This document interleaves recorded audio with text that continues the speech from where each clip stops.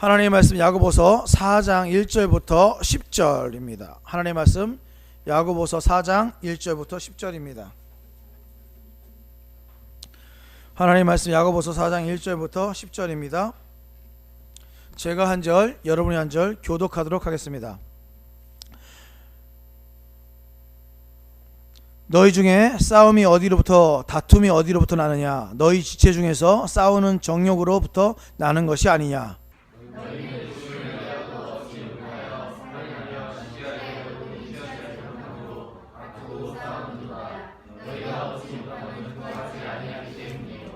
구하여도 받지 못함은 정욕으로 쓰려고 잘못 구하기 때문이라.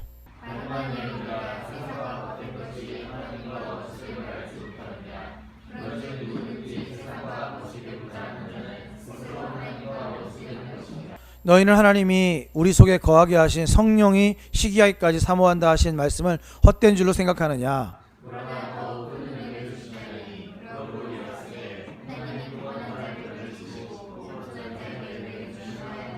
그런즉 너희는 하나님께 복종할지어다. 마귀를 대적하라. 그리하면 너희를 피하리라.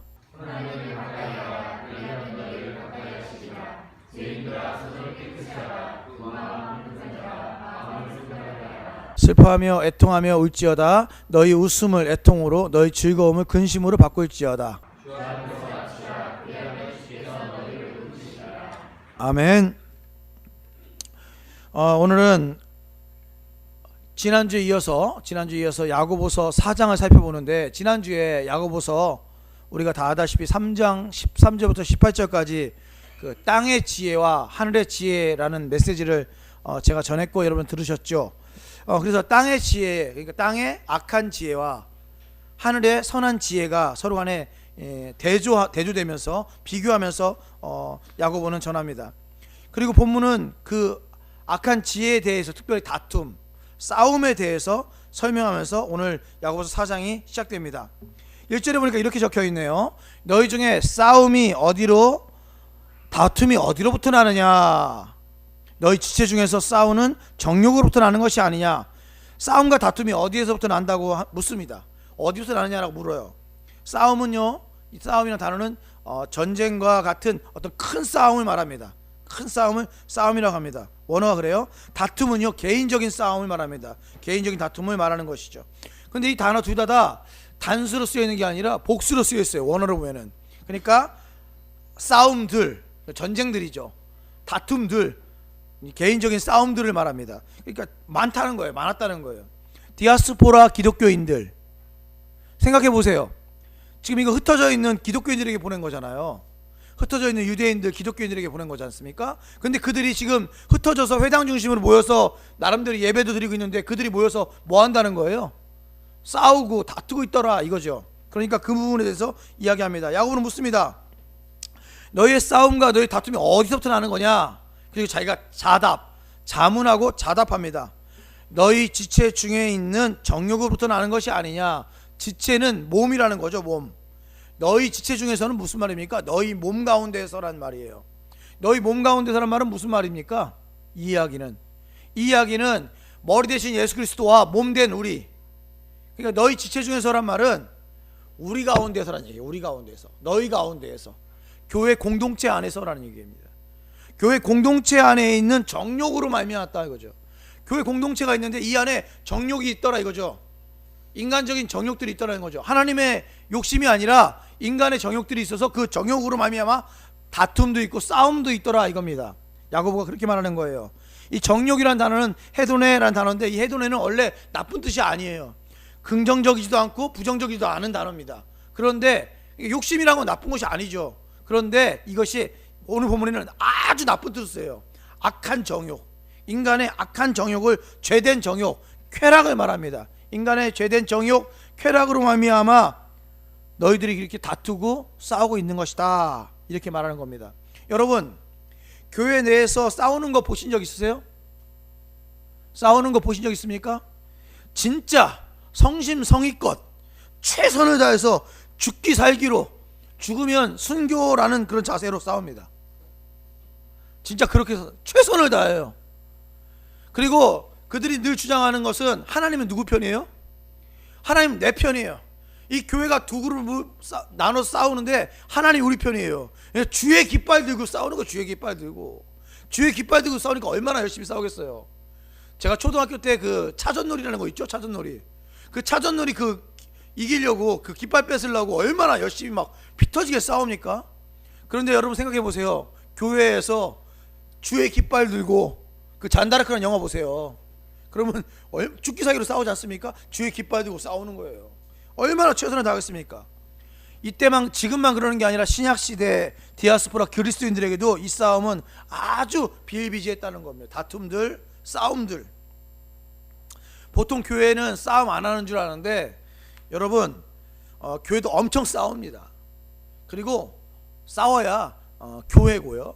싸워야 그 공동체입니다. 싸움이 없으면 그것도 또 되게 민망하죠. 싸움이 없으면 천국이죠. 천국. 교회는 천국이 아니라 교회는 천국의 천병 노릇하는 곳 아니겠습니까? 천병이 뭐예요? 본진이 있잖아요. 본진 있으면 본진 맨 앞에 걷는 두 사람 행군할 때 그 사람이 천병 아니겠습니까? 교회는 세상으로 돌진해오는 세상을 향해서 걸어오는 하늘나라 천국의 가장 앞에 있는 모습이기 때문에 좀 인간적인 모습이 있어야죠. 교회는 하늘과 땅 사이에 외줄 하나 있는 그런 하늘과 땅 사이에 사는 삶 아니겠습니까? 그러니까 싸움이 없는 그것도 좀 그렇고 그렇다고 매일 싸우는 것도 조금 그렇고 좀 어중간한 좀 그렇습니다. 제가 예전에 엄청 싸우던 교회 있었거든요. 주일이요? 버라이어티예요. 아니면 스펙타클해요. 아침마다 예배 드릴 때는 기쁨으로 예배 드리는데 예배 끝나면 진짜 서로 멱살 잡고 그러더라고요. 그런데 그렇게까지 싸우는 건 좀 심하지만 교회 내에서는 문제 갈등도 있고 문제가 당연히 있죠. 그런데 이 갈등들을 가만히 들여다보니까 그것이 정욕에 의해서 그랬다는 거예요. 우리 안에 있는 정욕에 의해서 그러더라. 야고보는 그렇게 말합니다. 2절에 보시죠. 너희는 욕심을 내어도 얻지 못하여 살인하며 시기하여도 능히 취하지 못함으로 다투고 싸운다. 너희가 얻지 못하면 구하지 않기 때문이다. 정욕이 불릴 때 일어나니까 어떻게 합니까? 자기들이 할 수 있는 모든 방법을 동원합니다. 정욕이 시키는 대로 자신의 몸을 맡기죠. 그러다 보면 시기를 하게 됩니다. 다투기도 하죠. 결국에는 심한 사람은 살인도 하게 돼요.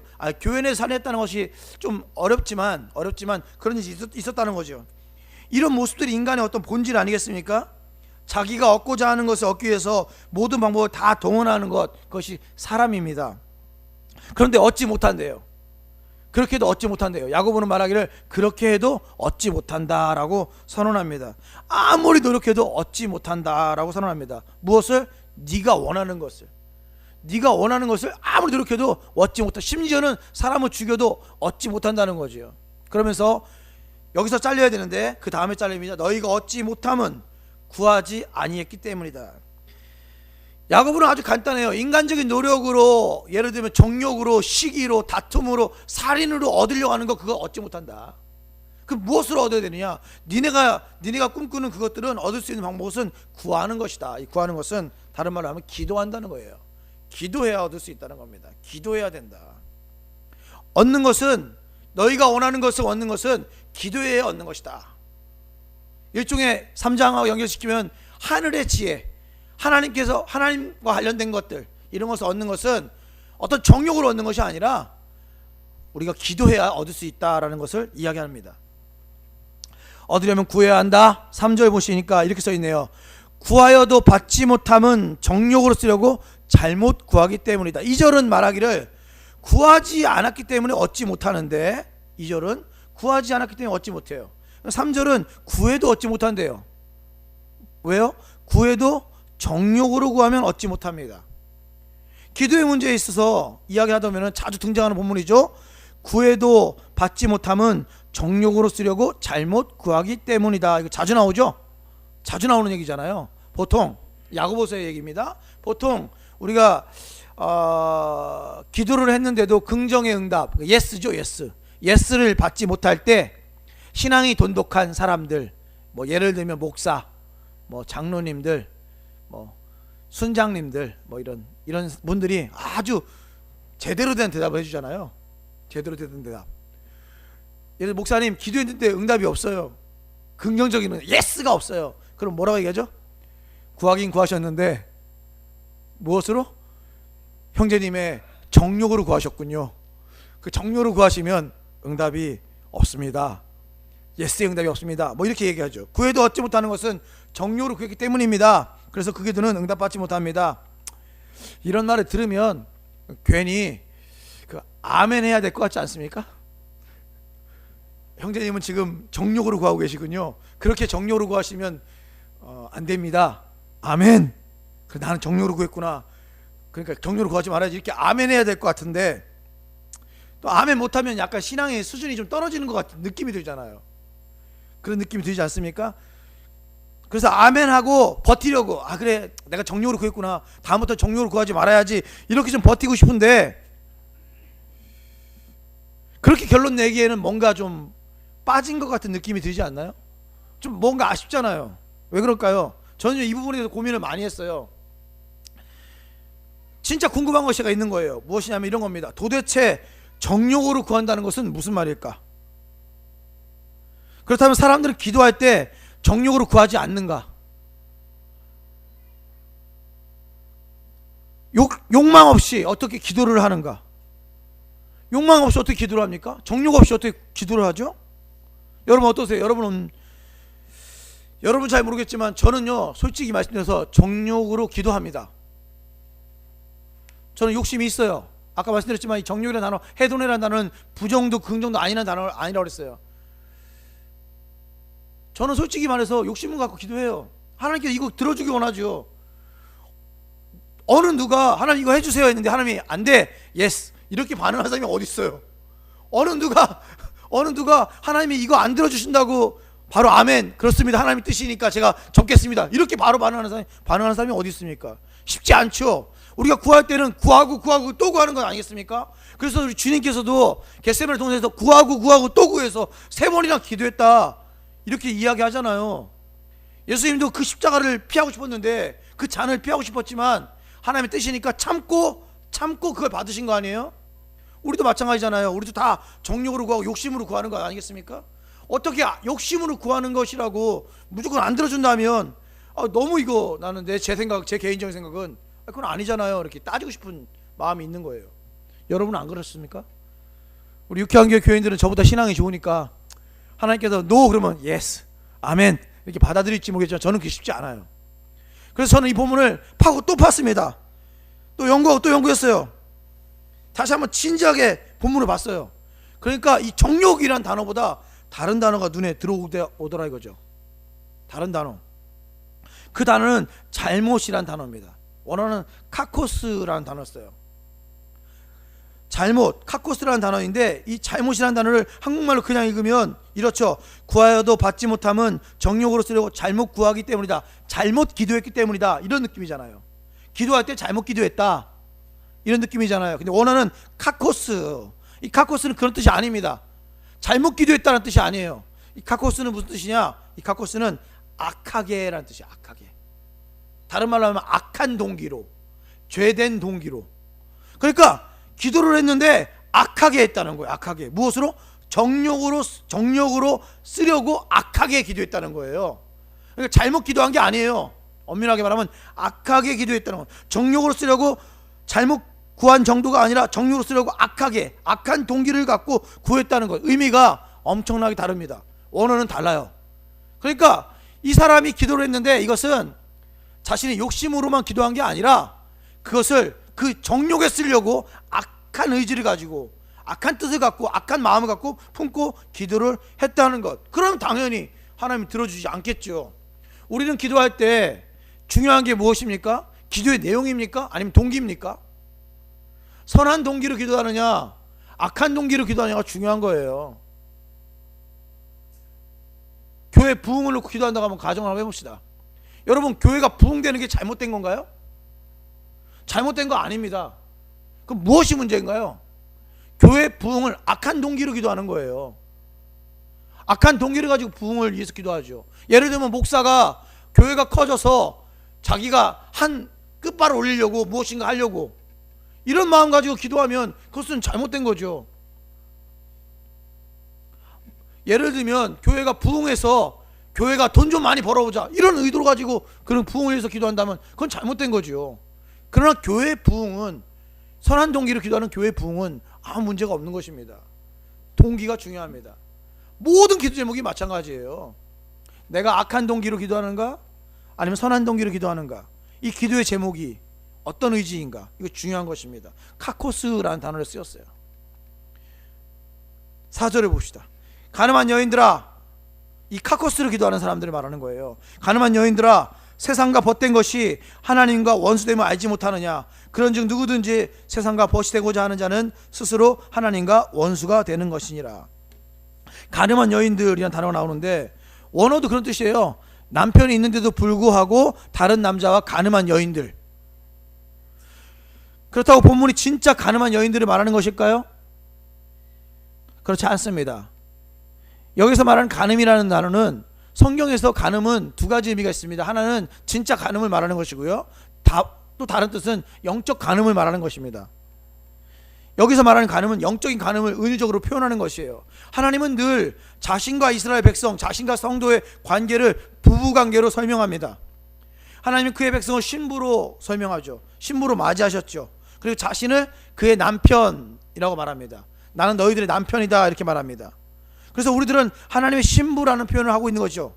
그런데 그 신부가 신부의 역할을 감당하지 아니하고 세상과 벗된 삶을 살면 이런 상황을 성경은 가늠한 여인들이다, 이렇게 표현해요. 여자만 가늠한다는 얘기는 아닙니다. 그렇게 표현한다는 거예요. 하나님이 신랑이시니까 신랑 대신 하나님과 신부 대신 우리들 성도를 얘기할 때 가늠한 여인들, 이렇게 표현하는 거예요. 가늠한 여인들아, 세상과 벗된 것이 하나님과 원수됨을 알지 못하느냐. 야고보는 말하기를 세상과 벗된 그것은 하나님과 원수다, 이렇게 말해요. 세상과 친구가 되면 너희는 하나님과 원수가 된다. 일종의 은유죠. 일종의 상징을 말하죠. 세상과 벗된 것은 하나님의 원수이다. 마태복음은 이것을 이렇게 말해요. 6장 24절에 여러분 주보에 있어요. 같이 한번 읽어볼까요? 마태복음 6장 24절 같이 읽습니다. 시작. 한 사람이 두 주인을 섬기지 못할 것이니 혹 이를 미워하고 저를 사랑하거나 혹 이를 중히 여기고 저를 경히 여김이라. 너희가 하나님과 재물을 겸하여 섬기지 못하느니라. 한 사람이 두 주인을 섬기지 못한다. 혹 이를 미워하고 저를 사랑하거나 혹 이를 중히 여기고 저를 경히 여긴다. 하나님과 재물을 겸하여 섬기지 못하리라. 한 사람은요, 두 주인을 섬기지 못한다고 성경은 단언합니다. 선언합니다. 요한일서 2장 15절 16절 여러분 주보에 있습니다. 요한일서 2장 15절 16절에는 무엇이라고 기록하고 있습니까? 같이 한번 읽어볼까요? 시작. 이 세상이나 세상에 있는 것들을 사랑하지 말라. 누구든지 세상을 사랑하면 아버지의 사랑이 그 안에 있지 아니하니. 이는 세상에 있는 모든 것이 육신의 정욕과 안목의 정욕과 이생의 자랑이니 다 아버지께로부터 온 것이 아니요 세상으로부터 온 것이라. 세상을 사랑하면 아버지가 그 안에 없다. 우리는요, 원래 양다리를 걸치며 살아가는 사람인 거 맞습니다. 우리는 양다리를 걸치며 살아갑니다. 우리 기독교가 불교와 다른 것, 불교는 세속을 어떻게 해요? 떠났죠. 속세를 떠났잖아요. 그래서 불교는 절은 어디에 있습니까? 산에 있죠. 요즘 절은 어디인지 아세요? 요즘 절에는 도시 한가운데 있어요. 많이 있어요. 포교 활동하려고 나와서 열심히 하시더라고요. 절은, 불교는 세상을 속세를 떠나서 산에 있지만 기독교가 왜 도시 한가운데 있는 이유가 무엇입니까? 우리는 세상과 하나님과 세상 양다리를 걸친 존재이기 때문에 그렇습니다. 우리는 원래 양다리를 걸친 존재, 하늘의 뜻도 품고 세상 가운데 살아가는 그 어중간한 존재예요. 우리는 그렇게 살아가죠. 그런데 야고보는 단언하기를 그렇게 살면 안 된다라고 말합니다. 이것은 우리의 어떤 일상생활을 말하는 게 아니라 우리 정신 상태, 우리의 신앙 상태를 말하는 것이겠죠. 마음의 상태, 마음의 동기를 말하는 것이겠죠. 양다리 걸치며 살아가요. 하나는 하나님께, 또 하나는 세상에, 이렇게 양다리 걸치고 살아가지만, 그래서 어떤 때는 하나님 중심으로 살아가다가 어떤 때는 세상 중심으로 살아갑니다. 월화수목금토는 성경책이 장롱에 처박혀 있듯이 예수님이 잠깐 장롱에 처박혀 있다가 주일 되면 성경책 꺼내듯이 예수님을 잠깐 꺼낼 수도 있어요. 그렇게 살아갑니다. 우리 인생이에요. 그러나 이 부분에서 성경은 단호합니다. 어떻게 살라고 선언합니까? 세상과 벗 때문에 하나님과 원수이다. 사람은 두 주인을 섬길 수 없다. 세상의 것을 쫓지 말라. 세상의 것은 육신의 정욕과 안목의 정욕과 이상의 자랑과 세상의 것들은 아버지 자랑이니 세상의 것들은 아버지께로부터 온 것이 아니다라고 선언합니다. 그렇게 살면 안 된다는 거죠. 이런 구절들을 우리에게 요구하죠. 촉구하죠. 세상의 벗이 아닌 하나님의 벗이 되라. 두 주인 중 한 주인을 섬기라. 한 주인을 결정해라. 세상의 것을 쫓지 말고 하나님을 쫓으라. 이렇게 우리 요구하는 겁니다. 촉구하는 것입니다. 야곱은 우리에게 요구하죠. 어떻게 살 것이냐 묻죠. 어떻게 살 것이냐 묻고 있는 것입니다. 5절은 이렇게 말합니다. 5절 너희는 하나님이 우리 속에 거하게 하신 성령이 시기하기까지 사모한다 하신 말씀을 헛된 줄로 생각하느냐. 쭉 읽으면 무슨 말인지 모를 정도로 5절은 어려워요. 원어로 봐도 어려워요. 이 문장은 아주 어렵습니다. 문장 속에 문장이 들어있는 구조예요. 속 안에 있는 문장. 너희는이 주어져. 너희는 헛된 줄로 생각하느냐. 이게 이제 겉에 있는 문장이면 안에 있는 문장이 있어요. 안에 있는 문장 뭡니까? 하나님이 우리 속에 거하게 하신 성령이 시기까지 사모한다. 이게 안에 있는 문장, 속에 있는 문장이죠. 그럼 여쭤볼게요. 속에 있는 문장 중에서 하나님이 우리 속에 거하게 하신 성령이 시기까지 사모한다. 이 말씀 중에서 주어가 뭡니까? 성령이 고민하면서 나와야 되는데 바로 나와서 그렇습니다. 성령이가 주어입니다. 성령이가 주어예요. 그런데 원어를 봐도 이게 성령이가 주어인지 성령이가 목적어인지 헷갈리게 나와 있어요. 원어를 봐도 헷갈립니다. 그러니까 이것이 하나님이 시기하는 건지 성령이 시기하는 건지 헷갈려요. 저는 성령이 시기한다 생각합니다. 그럼 그 앞에 내용 뭐냐? 하나님이 우리 속에 거하게 하신, 이것은 성령이라는 단어를 수식 꾸며주는 거죠. 하나님이 우리 속에 거하게 하신 성령이 쉼표 시기할까지 사모한다. 이렇게 읽는 것이 제일 좋습니다. 영어도 그렇게 써 있어요. 영어 여러분 그 NIV 지금 성경책 있는 분들 한번 보세요. 영어로 보면은 그렇게 표현되어 있어요. 하나님이 우리 속에 거하게 하신 성령이 시기하기까지 사모한다. 성령이 어떻게 한다고요? 성령이 시기하기까지 사모한다. 그러니까 이런 거예요. 너희는 예전에 성령이 시기하기까지 사모한다는 말을 들었는데 그 말이 헛것이냐? 헛것이 아니다. 그 말은 사실이다. 정말 성령이 시기하기까지 사랑한다, 이 얘기입니다. 성령이 시기한다. 여러분 어떠세요? 성령님께서 시기한다는 말을 들으면 어떤 느낌입니까? 성령이 시기한다. 다른 말로 말하면 이것은 구약의 표현으로 말하면 하나님의 질투, 성령의 질투. 원어는 비슷해요. 비슷한 단어를 썼어요. 무슨 말을 하는 겁니까? 하나님께서 우리에게 성령님을 보내주셨죠. 그 성령이 우리 안에 거하십니다. 근데 그 성령님이 시기하신다는 거예요. 시기한다. 더 정확하게는 시기하기까지 사랑하신다. 무엇을 시기한다는 걸까요? 무엇을 시기한다는 걸까요? 그렇죠. 세상을 사랑하는 것을 시기한다는 겁니다. 세상을 사랑하는 것을 시기한대요. 누가? 성령님께서. 우리 안에 계신 성령님께서 우리가 세상을 사랑하면 시기한다는 거예요. 이게 다른 말로 하면 우상숭배라고 하죠. 하나님보다 세상을 더 우선하면, 하나님보다 세상을 더 좋아하면 성령님께서 우리 안에서 시기하고 있다는 거예요. 시기한다. 하나님이 질투하신다. 아까 얘기했지만 하나님 우리의 남편 되십니다. 우리는 하나님의 신부예요. 그렇기 때문에 본문에 성령의 시기, 성령의 질투, 성령의 시기든 성령의 질투 간에 이 단어들의 의미가, 시기란 단어의 의미가 어떤 뜻이냐? 자기에게만 충실해야 하는 부부 관계에서 품는 배타적인 사랑. 배타적인 사랑이에요. 배타적인 사랑. 독점적인 사랑.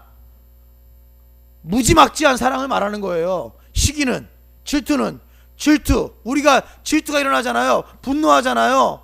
그건 무엇입니까? 너랑 나랑 사랑하는데 배타적인 거예요. 아무도 그 사이에 끼어들 수가 없는 거예요. 기독교는 배타적인 종교죠. 어떤 거에서? 예수 그리스도만이 진리입니다. 이것은 배타적입니다. 아무도 그 안에 다른 것을 넣을 수 없어요. 포용하지 않아요. 관용하지 않아요. 하나님의 사랑도 배타적이에요. 당신과 나, 하나님과 나 사이의 그 관계는 배타적입니다. 왜? 우리는 부부니까. 부부이기에 우리에게 키스를 요구할 수 있는 거고, 부부이기에 너와 나의 관계에 있어서 야다, 내가 너를 알고 관계를 맺는 것, 그것을 요구할 수가 있는 겁니다. 그 배타적인 거예요. 부부의 사랑은 배타적입니다. 그 사랑 사이에 누군가 끼어드는 거예요. 뭐라고 합니까? 그것을 불륜이라고 하고, 그것을 간음이라고 하는 거예요. 그런데 성령 하나님께서 우리 안에 계시면서 독점하시는 그 무지막지한 배타적인 사랑을 갖고 계신 그 성령 하나님께서 우리를 가만히 들여다보니까 우리가 하나님을 사랑하는 것이 아니라 세상을 사랑하더라 이거지요. 그러니까 하나님께서 시기하기 시작합니다. 질투하시는 겁니다. 그렇게 하면 안 된다는 거죠. 그렇게 하면 안 된다는 거죠. 이사야 54장 5절은 이 부분을 나는 너의 남편이다, 나는 너의 남편이다 이렇게 말합니다.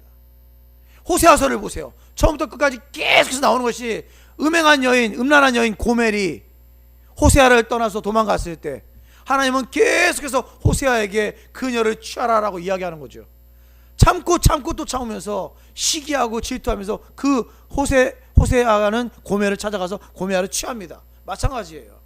우리 안에 성령님께서 우리를 바라보시면서 우리가 간음하는 현장 속에서, 우리가 불륜하는 현장 속에서, 세상을 너무나 사랑해서, 성경의 표현을 말하면 육신의 정욕과 안목의 정욕과 이생의 자랑을 추구하고 쫓아감으로써 그 세상을 바라볼 때 안타까운 심정으로 우리 안에서 나를 바라보고 있으면서 그 하나님께서 시기하고 질투하고 있더라 이거죠.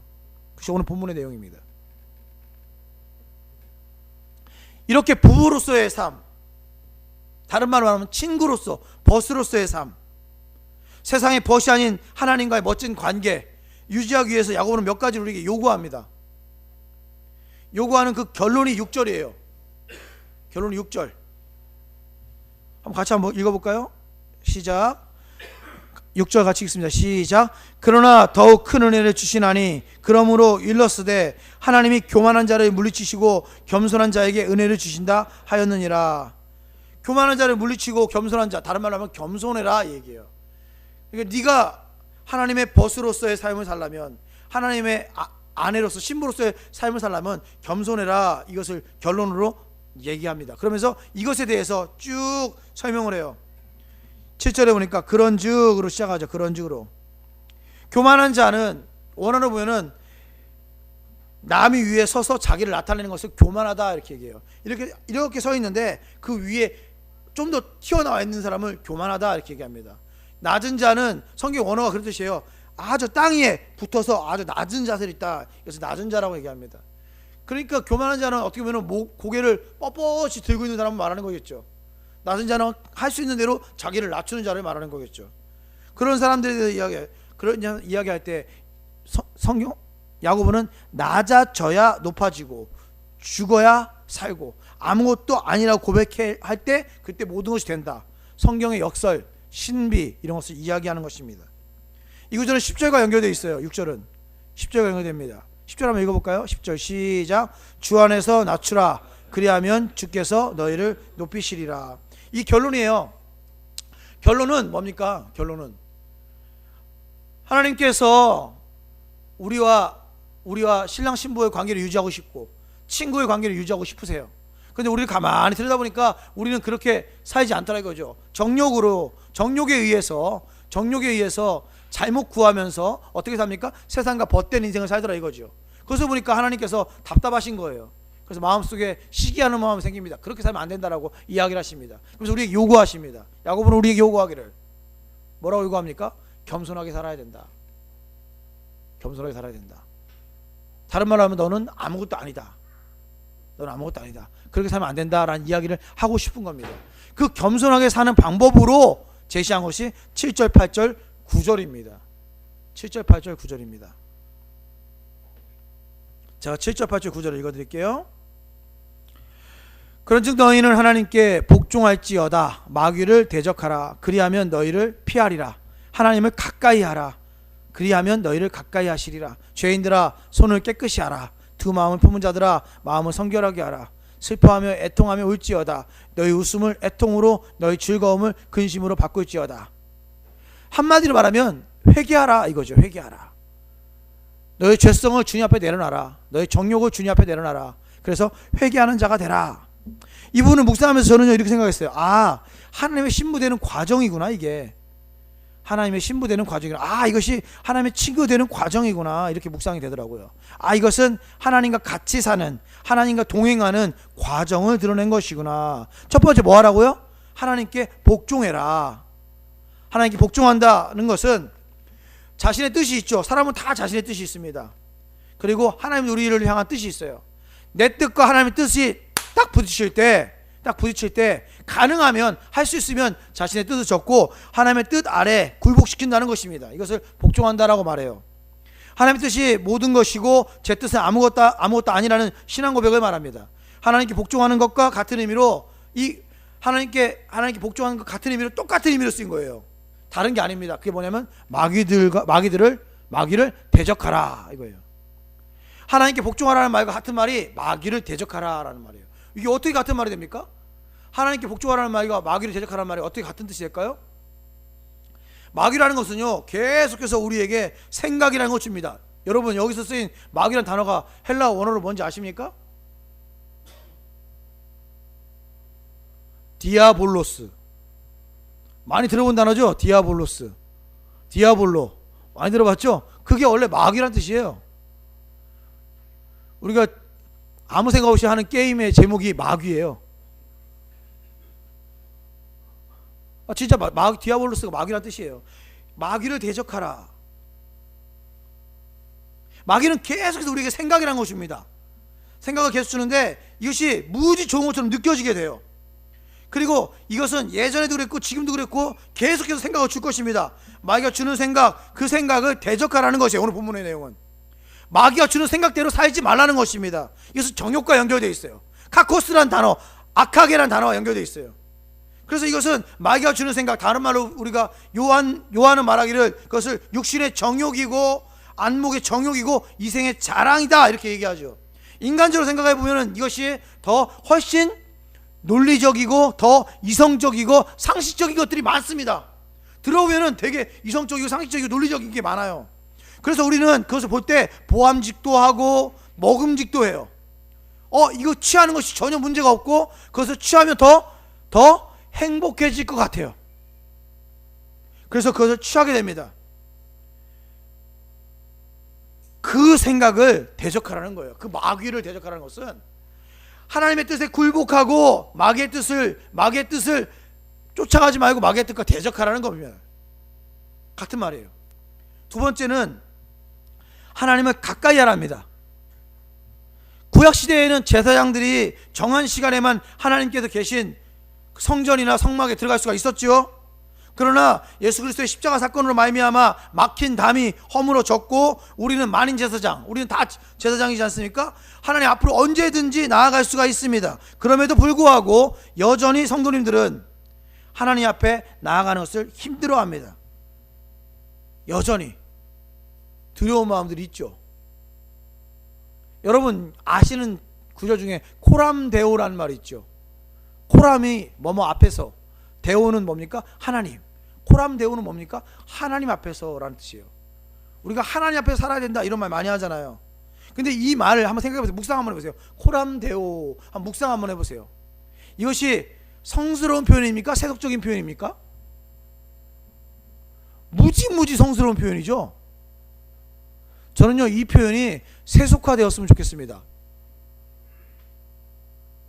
왜요? 우리가 생각할 때 코람데오라는 말 자체가 엄청 성스러워서 평상시에는 쓰지 못하다가 일종의 교회에 왔다든지 찬양을 한다든지 기도를 한다든지 예배를 한다든지에만 쓰이는 단어인 것처럼 느껴지잖아요. 그게 아니에요. 이 단어는 세속화될 필요가 있어요. 코람데오는 일상생활 가운데 코람데오해야 돼요. 일상생활 가운데 하나님 앞에서 살아야 되거든요. 그렇기 때문에 이 단어는 터부시하고 금기시하는 단어가 아니라 우리의 삶 가운데 그저 그냥 매일매일 월화수목금토 코람데오 하느냐 이렇게 물어봐야 되는 거죠. 군생활도 코람데오. 평상시의 삶이 그냥 코람데오 해야 되잖아요. 그러니까 이것을 그냥 편하게 쓰여야 되는데 편하게 쓰여야 되는데 그렇지 못하는 거죠. 예수님의 십자가 사역으로 말미암아 우리는 모든 죄악이 해결됐잖아요. 이제는 성전 앞으로, 성막 앞으로, 하나님의 존전 앞으로 코람데오 하나님 앞에 사는데 전혀 문제가 없잖아요. 그러니까 우리는 어떻게 해야 됩니까? 하나님께 가까이 가야죠. 일상생활 가운데에서. 그러면 그리하면 성경은 그리하면 어떻게 한다고요? 하나님께서 너희와 가까이 하시겠다. 여러분 생각해 보세요. 이렇게 생각할 수 있어요. 그냥 하나님 우리에게 가까이 오면 되지 뭘 우리에게 가까이 오라 하느냐 이렇게 생각할 수 있어요. 아닙니다. 우리 하나님은요 자원하는 기쁨을 원하시는 하나님이세요. 유쾌한 하나님이세요. 즐거운 하나님이세요. 그렇기 때문에 억지로 가까이 오라고 하지 않아요. 목사는 가끔 전화해서 너 왜 교회 안 나오냐 갈굴 수 있지만 하나님은 그것 때문에 갈구지 않으세요. 하나님은 그저 그냥 두죠. 자원하는 기쁨으로 가까이 오는 사람들이 성경에 가까이 나오라 그리하면 하나님께서 우리에게 가까이 오신다 이렇게 쓰여 있는 거죠. 그래야 하나님의 신부로서 친구로서 그렇게 살 수 있는 건 아니겠습니까? 세 번째는 손을 깨끗이 하라 이렇게 말하고 있네요. 손을 깨끗이 해라. 다른 말로는 그 뒤에 있는 구절을 말하면 마음을 성결하게 하라 같은 말이에요. 손을 깨끗이 하는 거나 마음을 정결하게 하는 거 같은 겁니다. 이사야 1장에 보면 이런 표현이 있죠. 너희가 하나님께 기도 열심히 해봐라. 그러나 하나님이 듣지 않는다. 응답하지 않는다. 이유는 너희 손이 피로 가득했기 때문이다. 피를 닦고 와서 기도를 해야 되는데 마음을 정결하게 하고 기도를 해야 되는데 그것이 아니라 손도 더럽고 마음도 정결하지 않은 상태에서 하나님께 아무리 기도해도 하나님이 듣지 않으냐 하신다. 이사야 1장에 이렇게 쓰여 있어요. 손을 씻는다는 것과 마음을 정결하게 하는 단어는 씻는다는 단어는 똑같은 단어, 비슷한 단어인데 제사할 때 쓰는 단어예요. 제사할 때 정결례 하나님 앞에 나오기 전에 손을 씻고 음식을 먹기 전에 손을 씻고 하나님 앞에 나오기 전에 마음을 깨끗이 씻어라. 그러니까 손이 더러운 자를 죄인들이라고 했어요. 죄인들아 손을 씻으라. 마음이 더러운 자를 두 마음을 품은 자들아 이렇게 써 있어요. 두 마음을 품은 자들아. 예전에 배웠죠. 두 마음을 품는 것은 의심하는 마음은 두 마음을 품었다 같은 단어예요. 의심하는 것과 두 마음을 품은 것은 같은 단어예요. 두 마음을 품었다는 게 무슨 말입니까? 하나는 세상, 하나는 하나님 이렇게 두 마음을 품고 있다는 거죠. 이 두 마음 품은 자들아 어떻게 해라? 너희 마음을 성결하게 해라. 마음을 닦고 나아라. 이렇게 얘기하는 겁니다. 이 죄의 문제를 회개하고 주님께 나아라. 이 회개의 방법으로 9절에 말하기를 슬퍼하며 애통하며 울지어다. 점진적으로 점점 크게 점점 더 큰 울음 대성통곡을 하게 하는 거죠. 웃음을 애통으로 바꿔라. 즐거움을 근심으로 바꿀지어다. 거룩하신 하나님 앞에 서기 위해서 할 수 있는 모든 방법을 다 동원해서 진정으로 회개를 하라는 겁니다. 그렇게 하면 어떻게 된다는 거예요? 세상과 벗된 너희가 하나님의 벗이 되고 가늠한 여인인 너희가 하나님의 신부로서의 삶을 살 수 있다는 것. 그래서 결론적으로 10절 주 안에서 낮추라. 그리하면 주께서 너희를 높이시리라.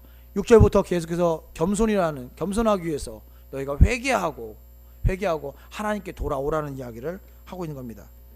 이 모습을 가만히 들여다보면은 제가 생각나는 구절이 있습니다. 그것은 바로 빌립보서 2장 5절 이하의 구절입니다.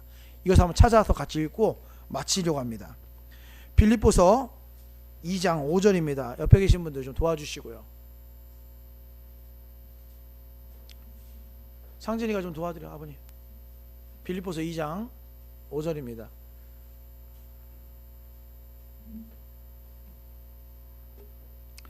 겸손한 자, 우리가 유명한 찬양이죠. 겸손의 왕이라는 찬양이 있습니다.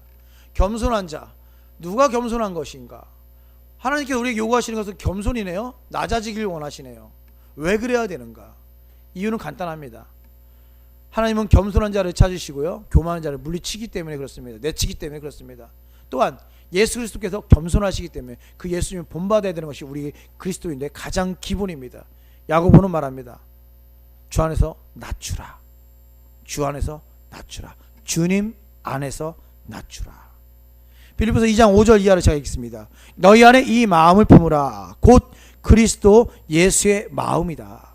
예수의 마음을 품어라 이 얘기입니다. 그는 근본 원래 하나님의 본체시나 하나님과 같으시나 하나님과 동등됨을 취할 것으로 여기지 아니하시고 하나님과 같은 것을 취하지 아니하시고 오히려 자기를 비워 종의 형체 인간의 몸으로 인간의 형체를 가지사 사람들과 같이 되셨고 사람의 모양으로 나타나사 자기를 낮추시고 죽기까지 복종하셨으니 곧 십자가에 죽으심이라. 예수님께서 낮춰서 십자가에 죽기까지 하셨다는 것입니다. 그러자 무슨 일이 벌어집니까? 여기서는 하나님의 사역을 말합니다. 9절입니다.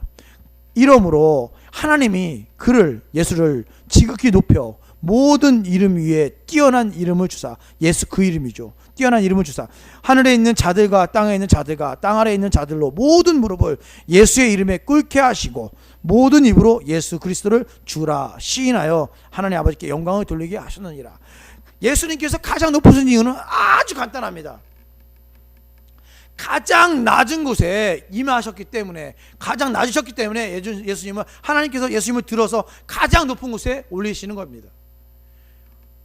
이것은 우리의 절대강령입니다. 기독교인의 절대강령. 가장 낮은 곳에 임하신 예수 그리스도, 가장 낮은 곳으로 우리가 가야 되고요, 또 그곳에서 우리 가장 낮은 자가 되어야 됩니다. 바울은 고백하기를 나는 죄인 중에 괴수다 이런 말을 하죠. 나는 죄인 중에 괴수다. 우리는 다 고백합니다. 나는 죄인입니다 라고 고백하는데 끝나는데, 바울은 말하기를 너희가 다 죄인이냐? 그래, 우리 다 죄인이다. 그런데 나는 죄인 중에 괴수다. 왜요? 바울은 무지무지 똑똑했거든요. 왜 바울이 그렇게 고백했을까요? 간단합니다. 바울은요, 예수님 옆자리에 앉고 싶었던 거예요. 나는 죄인 중에 괴수다. 야고보도 말합니다. 여러분 잘 생각해 보세요. 주 안에서 낮추라 라고 말한 야고보가 누군지를 생각해 보세요. 야고보가 누굽니까? 예수님의 친동생이었습니다. 근데 그 야고보가 주 안에서 낮추라 이렇게 얘기하는 거예요. 여러분 생각해 보세요. 가장 낮추기 힘든, 겸손하기 힘든 존재가 누굽니까? 형제 아닙니까? 형제 아닙니까? 형제를 향해서 낮아지는 것이 얼마나 힘들어요. 부부 아닙니까? 부부를 향해서 낮아지기가 얼마나 힘듭니까? 그런데 형제를 향해서, 부부를 향해서 주 안에서 낮추라라고 야고보는 고백합니다. 이렇게 말하는 거예요. 내 형 예수를 향해서 뭐라고 고백합니까? 주님이라고 고백하면서 그 주 안에서 나를 낮춰야 된다 이렇게 말하는 거죠. 야고보의 고백은 그렇습니다. 원고는 끝났지만 하나 더 얘기하면, 로마서에 보면 로마서 12장에 뭐 이런 표현이 있어요. 존경하기를 서로 먼저 하며, 존경하기를 서로 먼저 하며. 저는요, 제 아내를 생각할 때마다 늘 이 구절을 묵상합니다. 저는 제 아내를 사랑합니다. 먼저 사랑할 수 있죠.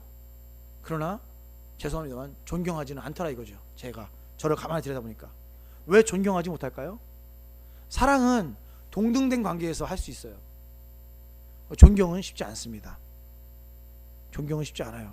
왜 존경이 쉽지 않죠? 자기를 낮춰야 되니까.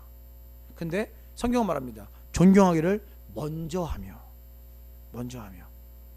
사랑하는 성도 여러분, 우리가 오늘은 다툼에서 시작을 했네요. 다툼과 싸움에서 시작을 했네요. 그런데 나중에 보니까 서로 겸손하게 서로 섬기라는 구절로 끝난 것 같아요. 이것이 어떤 윤리일까요? 교회 내에서의, 공동체 내에서의, 지체 내에서의 윤리입니다. 사랑하는 성도 여러분, 서로 간에 아끼고 서로 간에 사랑하고 서로 간에 존경하고 서로 낮추는 여러분 되시기를 주님의 이름으로 소원합니다.